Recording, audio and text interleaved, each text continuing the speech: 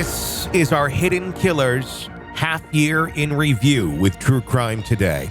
A look back at some of the most compelling conversations about the biggest cases we're following for you right here over the last 6 months and first half of 2024. Here's another one of those conversations. This is an examination of the hidden human condition. This is the Hidden Killers podcast with Tony Brueski.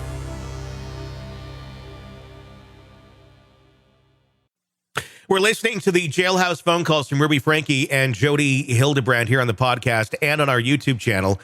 Be sure to search it on YouTube, Hidden Killers Podcast, and you can watch this as well as more video files, because there's a lot of footage that came out of this document dump on the Ruby Franke, Jodi Hildebrandt case that really doesn't have a whole lot of audio, so it doesn't translate well into a podcast.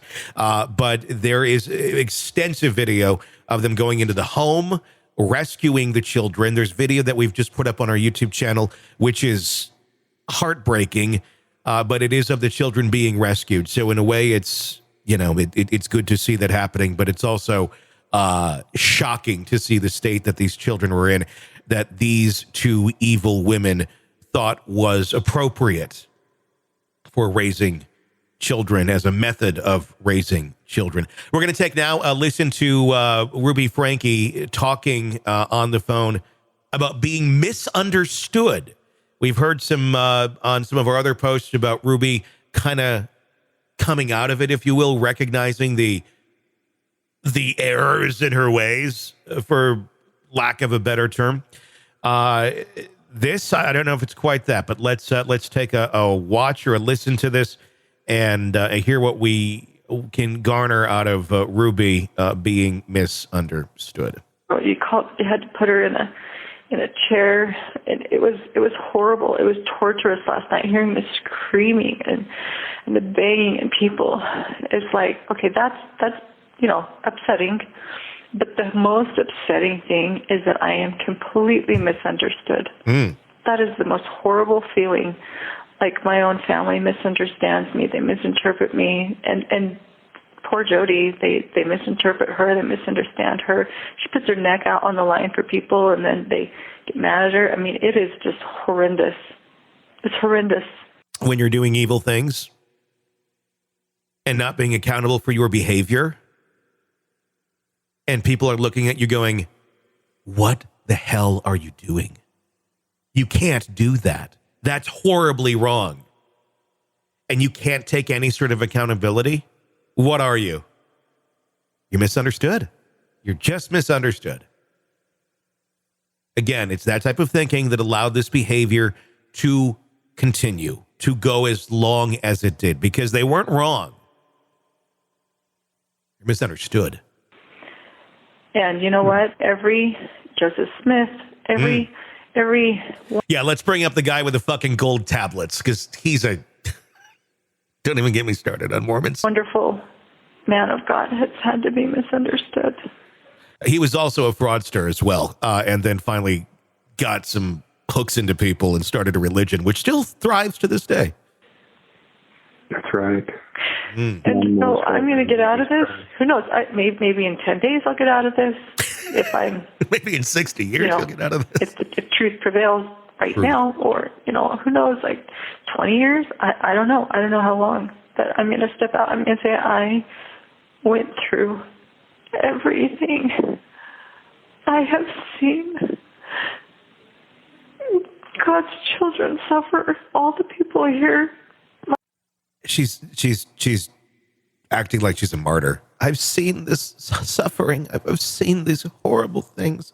I've gone through the valley of the shadow of death, and I've come out the other side a better person. We're just misunderstood. My jail cellmates have been beautiful women, but they've been hurt. They've been deceived into drugs, and my heart just has so much compassion for them. And you have compassion for anybody who's going to take attention off of you right now. Anyone you can talk about other than yourself, that's what you will go to. Compassion for the cause, and I have compassion for myself. And And then to be told that I'm suicidal, I'm like, no, that's not true. That's a shame, actually, because the world might be a better place with you not in it. Anyway, if you need to let... Sherry, that was either Sherry or one of your siblings. Well, they're all in cahoots. One means all of them, but yes, you're right. In your hearing, I don't know if you've... They're all in cahoots? Okay, so this is her talking about her siblings. I'm assuming this is a phone call with the parents again. They're all in cahoots, meaning they're all of a healthier mind than you. When everybody's against you, there might be a reason. There might be. Healthy people don't just gang up on somebody for the hell of it. We're not in 5th grade on the playground. Everybody's adults. People don't just, hey, let's go gang up on that bitch.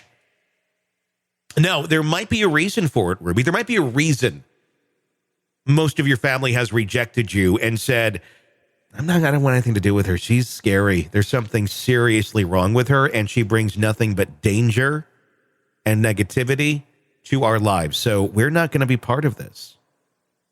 But they're in cahoots, at least according to Ruby. Considered this. I don't know if it'd be helpful, but you could have the house. And if all the kids go to the house, you've got room there, and I will gladly stay away and let you guys be. So I don't know if that's helpful. I'm just giving it to you if it is. Thank you. And in the discussions with my attorney, that's the only way that we're going to retain custody of the children. That's fine. Might be Kevin. He is 35 years in this, and he said even if you are acquitted and are released, they will place legal restrictions on your access to the under 18 children. I figured such. God told me. God told me when I was driving before I called you. I didn't have any information. I didn't know anything, and the Spirit said, your children are going to be removed. And I cried out loud. I'm like, no, I'm not done. I'm not ready. That's not God. That's the law. That might be your subconscious going, you probably are going to lose your kids for the shit you did. That ain't God. I don't know. I have no problem with religion or belief systems and all that. Healthy people don't have this happen. He's not speaking to you like calling you on your cell phone. Hey, by the way, this is God. I want to let you know you're probably going to lose your kids because you abuse the shit out of them. Yeah, the cayenne pepper, I mean, that's straight out of hell. That's the devil. I mean, why did you think that was me? I thought it's not you. No, that was Satan. That was him. Cayenne pepper's not my thing. I'm more of a Mrs. Dash type of guy. Clearly, we're talking about someone who's very mentally ill, intertwining it with religion and extreme beliefs, and this is what you get. This is the recipe when you have all these things that build you and make you who you are, and you're very weak-minded, this sort of shit happens. I think there's a lot more people out there like Ruby, Franke, and Jodi Hildebrandt that are hiding behind the mask of religion. Let's continue on. And God told me I'm done. And I just, so.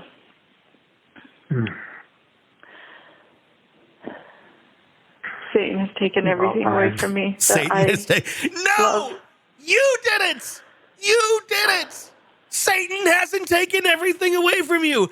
You did. Ruby, Franke fucking did. Take accountability. Take some fucking accountability. It is not the devil who did it. It is Ruby Franke's disgusting thinking and mind and never taking accountability for much of anything throughout your life. And you went this far. It's the devil, Satan, that did this. No, Ruby, it's you. It is you. And I'm a good woman. No. I don't do naughty things. You don't do naughty things. Ah! There's clearly some stunted growth going on here as well. Kind of the high-pitched talking, I'm a good woman, I got to keep telling myself I don't do naughty things. That's weird. That's a very weird way of speaking, because anyone who uses the term naughty, that's typically what you talk to a toddler with. Don't be naughty. Let's not do something naughty. That, or you're, in some sort of, sexual that's being naughty. Like, I don't think that's what she's referring to, though. I think it's a very interesting term to use. It's also a way that she is psychologically playing this down, because what she did was not naughty. Naughty is not coming in at recess when the bell rings. Naughty is stealing someone's cookie at lunch. Naughty is not abusing the shit out of your children and duct taping them to the ground and pouring cayenne pepper on open wounds and not feeding them and locking them outside in the sun and not giving them sunscreen. That's not naughty. That's pure evil. And when you do those sort of things repeatedly, guess what you are? You're not naughty. You're evil. I don't do naughty things. I'm a really good girl.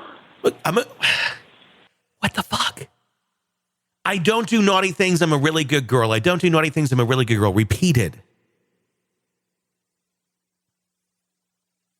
I'd love to know what the fuck happened to this woman earlier in life, because I'm going to guess there was a lot of abuse. This does not excuse the behavior whatsoever, but sometimes when we have context of what people have gone through and been through and done, it helps to make a little more sense of where the current situation is. Let's continue. Ruby, I'm going to do everything that I can to keep truth in our family, and thank you. I'm committed to our family. I'm committed to you and our marriage, no matter what happens. Thank you. That didn't last long. Thank you. I will be here to support you in any way that I can. Well, thank you for stepping up. Thank you. Let me talk a little more dramatic as well. Thank you for stepping up. Thank you. Run for your fucking life, Kevin. And I think that's what he's doing now. But there is no one that should be standing by their partner when they do something like this, mental illness or not. If you care about yourself, if you care about your kids, the best thing is for everyone to have zero contact with Ruby Franke for the rest of y'all's life. There is no benefit to anybody there. The trauma, the damage has been done. There's not going to be anything good that comes out of this, especially when this person still continues to believe that it wasn't their fault and it was all simply a product of the devil. Like that? That was kind of fun, wasn't it? Let's continue.